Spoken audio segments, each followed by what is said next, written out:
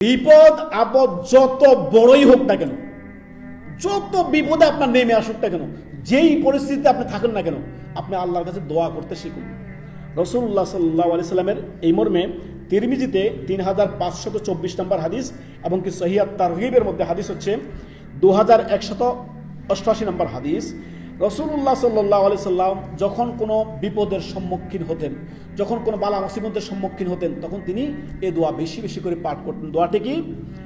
ইয়া হাইয়্যু ইয়া কাইয়্যুম বিরহমাতিকা আস্তাগীস, ইয়া হাইয়্যু ইয়া কাইয়্যুম বিরহমাতিকা আস্তাগীস। হাইয়ুল কাইয়্যুম আল্লাহ দুটি সিফাত, কি এগুলো? আল্লাহর সিফাত। আমরা আয়াতুল কুরসি পড়ি না, আল্লাহু লা ইলাহা ইল্লা হুয়াল হাইয়ুল কাইয়্যুম, রব্বুল আলামিন চিরঞ্জীব, লা ইয়ামুত।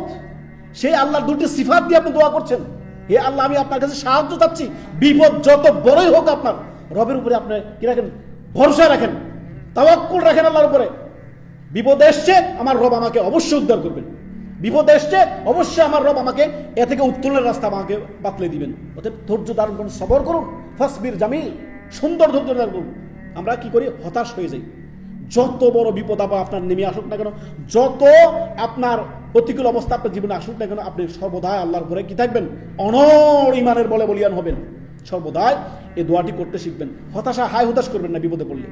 আল্লাহর কাছে দোয়া করবেন, ইয়া হাইয়্যু ইয়া কাইয়্যুম, হে চিরঞ্জীব, হে চিরস্থায়ী, হে রব, বিরহমাতিকা, আল্লাহ আপনার রহমতের মুখাপেক্ষী আমি আস্তাগীস, আল্লাহ আমাকে সাহায্য করেন, আল্লাহ আল্লাহ আমাকে সাহায্য করেন। দোয়াটি করতে আমরা শিখবো। আল্লাহ আমাদেরকে বোঝার তৌফিক দান করুন।